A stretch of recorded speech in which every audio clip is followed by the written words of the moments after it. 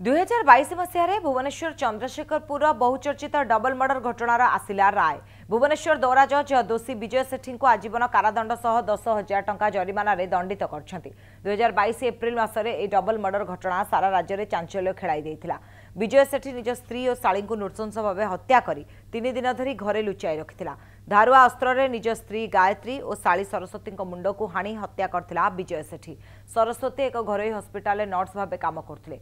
दीर्घ दिन धरी संतान न स्त्री और शाली निर्यातना देउथबा हत्या करथिबा विजय एक चिठी रे लिखिथिला।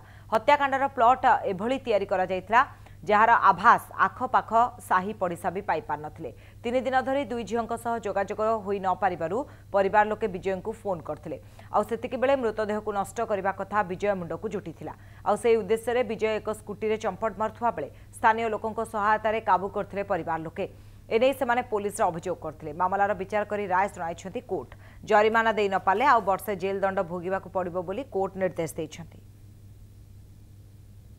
पुलिस तदंत आरंभ कले एवं विभत्स भाव में हत्या करा दुईटी लाश पाइले घर भितर एवं मानस मल्लिक जे कि एसआई पुलिस थे चंद्रशेखरपुर थाना रे से तदंत बाहर करते एवं 302 एवं 201 रे हत्या एवं प्रमाण नष्ट करने अभियोग रे चार्जसीट दाखल होता एवं परवर्ती समय रे तार ट्रायल 17टा साक्षी एवं विभिन्न वेपन जहाँ कोर्ट डिस्प्ले होता 25 तारीख में दंड विधान करा दोषी सब्यस्त कराइला। आज 27/4/2024 रे 302 हत्या मामलें आजीवन कारादंड एवं 10,000 फाइन एवं प्रमाण नष्ट करने अभियोग रे पुणी 2 वर्ष जेल एवं 5,000 फाइन दंडित कर माननीय दिलाजोर जज श्री निशित निशांक यही राय शुणी।